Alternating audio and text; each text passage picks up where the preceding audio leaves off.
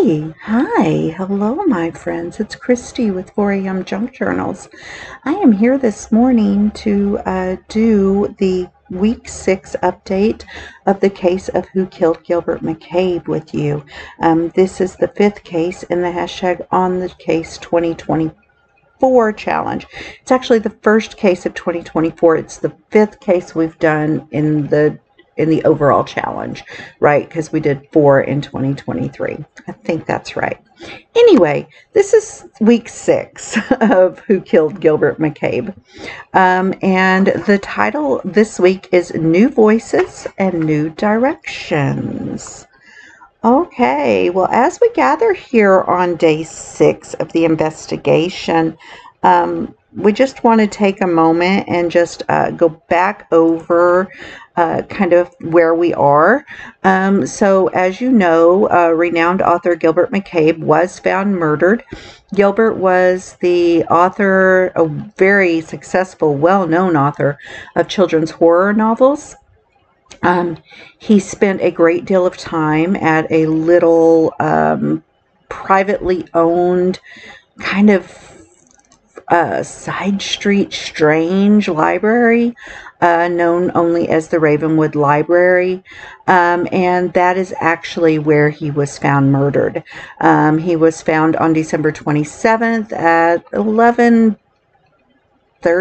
or 11:40 at night. I'd have to go back and check the notes.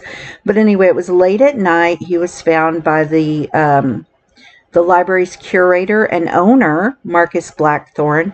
He was found with a quill, an antique quill pen stabbed through his heart. This week, in some follow-up stuff, we have done an interview with Beatrice Crone.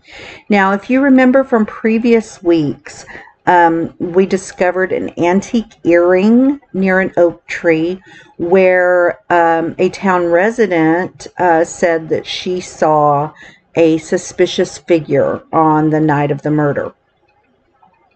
So we found this antique earring. We've traced it back to a set of earrings that was commissioned and purchased for Beatrice Crone by her dear friend Anastasia Ravenwood, who is from the founding family of Ravenwood.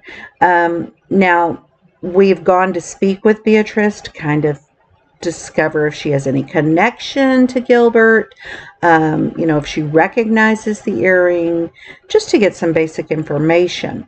Beatrice tells us that not only does she know Gilbert, but she actually raised Gilbert and his brother Henry after their parents died in a terrible boating accident. She recognizes the earring, says that it looks very much like a set that she owned. She said she didn't really know whether the earrings were there, that they possibly were up in her jewelry box, and that she would check later to make sure. But detectives asked her to please, let's check now, which her servant did go and check, and one of her earrings is in fact missing. We questioned Beatrice about whether she had been to the library recently. She claims to have not been there in quite some time. Says it's been at least a couple of weeks since she visited the library.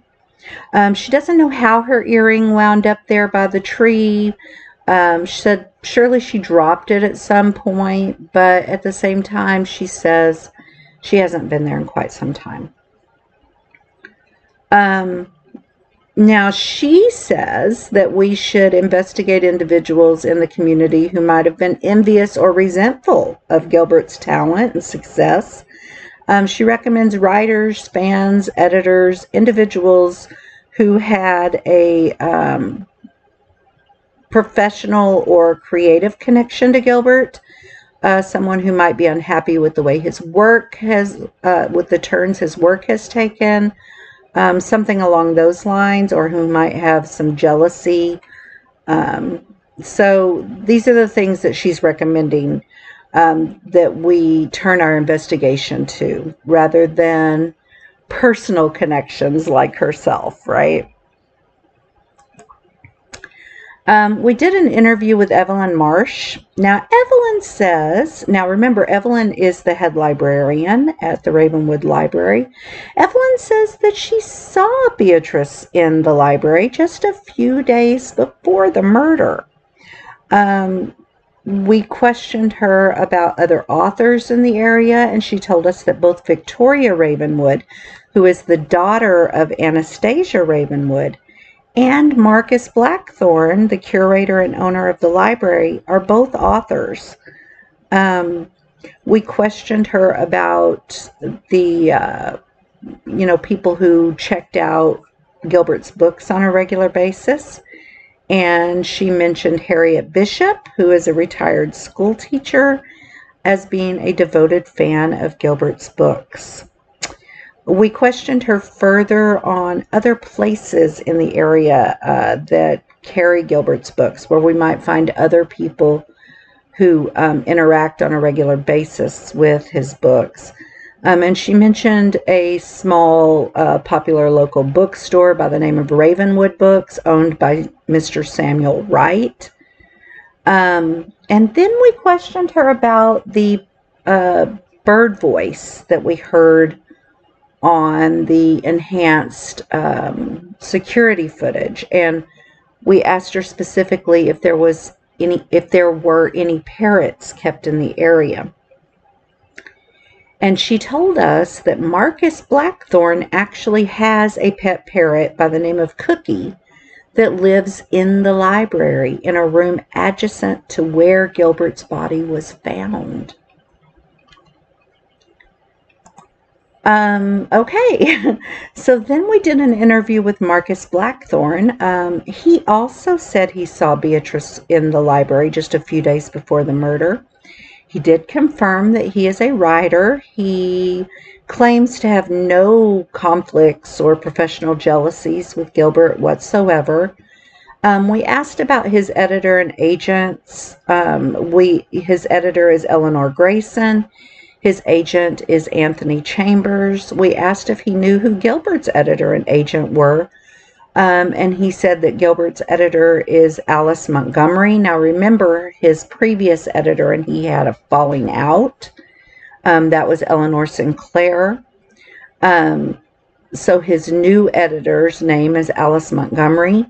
And his agent was very well known, very successful, gentleman by the name of Richard Langley. He also did confirm, though he was slightly surprised, that we knew about his parrot, or it's actually a large red macaw, whose name is Cookie. And he did confirm that Cookie is kept in the library.